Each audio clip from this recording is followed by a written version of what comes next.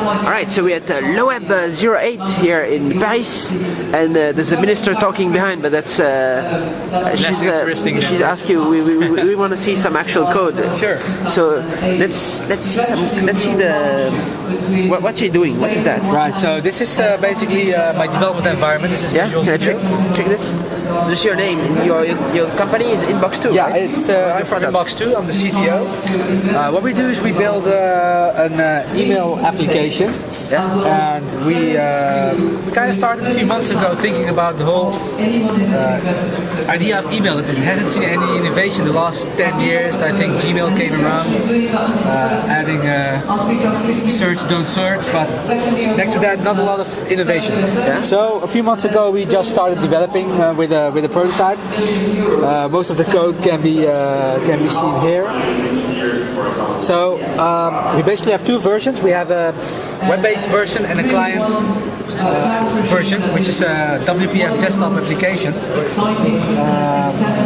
I can show you the desktop application first. So which is for Windows. Yeah, the desktop version currently is for Windows, but in time we can add basically anything we want. So this isn't doing anything at all. Let me just start a new instance. Meanwhile, so there you were just building actual code and rendering the output, right? Yeah, so what this does is there's a lot of code and it compiles it into an executable application right now. You were developing there during the conference. I was actually developing fixing some stuff during the conference. Yeah. That's how live sometimes go. It is fun. Let me just see if it will load the solution. So how's it different than Gmail? Okay, so basically what we do, we have three main value propositions. First of all is that we have looked at how people use their email today, and not necessarily how somebody 25 years ago thought email should look in the future. And we kind of adjusted it, the whole concept of the email client accordingly. Second thing that we do is that we integrate all your email sources and all your social networks, etc., all in one big mailbox. And there's one last thing we are trying to do, and that's to solve the problem of information overload. So let me just show you the concept of from Inbox2 as an aggregator. Here you can see that I have several channels which I can configure. The interesting thing is that these channels can be created by third-party developers also. So they could create, let's say, a LeWeb channel, and that would appear here. If, what channel do you say? A LeWeb channel is just an example. Okay. Think about like a MySpace channel. It might be a better example. So let me just, for instance, I have a Gmail configuration. Let me just, okay, so it's validated. I can also add my Twitter account. Depending on whether our internet connection will be stable or not, it will be green or There's red. no Wi-Fi here in the conference. Yeah, occasionally there is, but it seems to be gone now. Yeah. So what happens when you click finish? So what will happen is that it will basically oh look, it's working. So it will basically take the configuration that I just chose, and it will start downloading data using those data sources. We call them channels. So I added a Gmail channel and a Facebook channel. Here I can basically select what my default channel would be. So when I do the thing where I don't tell it use this channel, that will be my default channel. I use Gmail. So on top of this, you can see that I have the Gmail and my Twitter account. So, okay, to come back to the whole idea of making email simpler, you can see some files appearing here. And what happens is that we take your files and separate them from your email messages. Right. Because often there's a certain file which you're looking for. It's, kind of what it's called, kind of a bit of when it was, but still it's very hard to find it back. So we put it in this dedicated list. All you have to do is like scroll and you'll find it back. And the same goes for instance with links. We send each other's links all day. You send links to yourself. You put them also in a separate column where you could easily find back the link. This column does a lot more, but that's not implemented currently. Okay. It will be future versions. It will also act as a kind of a to-do list where you can say, hey, I want to read this link later, I want to read this document later, etc. Right? So, for instance, if I were to... so it's really for sorting mass overload of lots of emails and stuff. Exactly. Filtering the stuff. This is basically our preview of the documents that you have. which, as I said, I was just developing this, so it's kind of flaky still. But this will instantaneously show you the preview of the document. So if you have a Word document, it will show you the preview. Perhaps there are some, for instance, this image is working, showing. So the idea is to make it simpler for people who get a lot of email, right? Exactly. But also for people that communicate over, for instance, Twitter. Because here you can see I have a few messages in this column here on the left.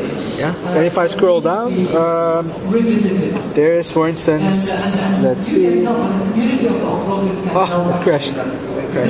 But it's in development right now. Yeah, it's in development right now. Yeah. But what basically happened is that it also imported my Twitter messages. And when I do, for instance, file new message, I can choose.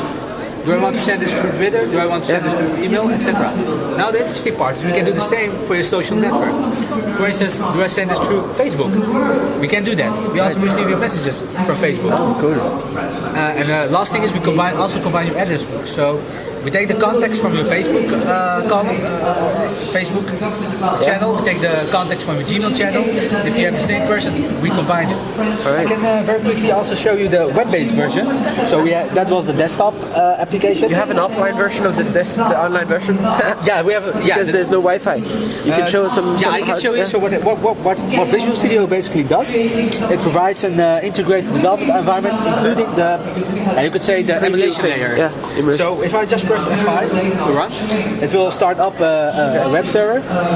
What we did is we're building on top of Microsoft's Azure platform. It's their cloud computing platform. Oh yeah. So right now it's starting a development version of the Azure. It's very new. This Azure, no? Yeah, this is very new. We are very new.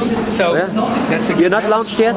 we'll be launching with a pre-beta around the 1st of January, and probably the real beta version will be the 1st of March. But don't pin me on that. Okay.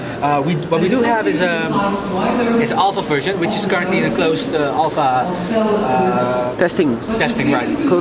So okay, now it's starting the environment. Let me just press F5. What it's also doing is compiling the code in the background, so we don't need any internet connection, etc. It'll just work. So you were at the startup competition? We weren't at the competition. No? Okay. So here you can see the same, basically the same idea as the desktop version. Now you're probably wondering, so what's the difference between the desktop version and the web version? In the desktop version, we can integrate with the desktop of the user. So for instance, one of the features that we have, select 10 files, press a hotkey, enter a name, press enter, and we will send the files for you. Cool. Right? So you're actually downloading the files onto the desktop. Yeah. And So you cannot, on the web-based, you're not really pre-buffering all the things in the background. and exactly. stuff. Yeah. In the desktop version, we can do that. We can preload, we can generate previews, we can do all sorts of interesting stuff.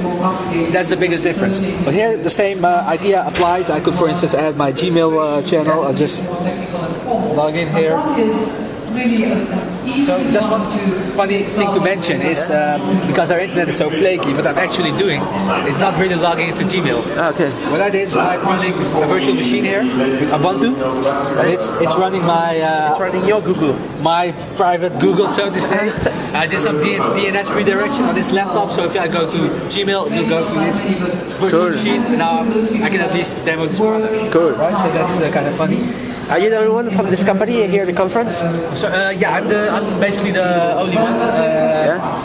Yeah, in the startup you have to be very careful with what you spend your money on. But I'm very happy with the people that you meet here, like cool? you. Yeah, conference? I'm really happy. Met a lot of interesting people, VCs, journalists, people interested in the product, or just a lot of people that could provide valuable feedback for how we want to move forward. So the website is inbox2.com, right? The website is inbox2.com. And you can, if you're interested to receive a notification when this comes out, so this is the web version, right? It's the same idea. You can just leave your email message on the website, and we'll shoot you a note when it gets released. And especially good for people who get 1,000 emails every day.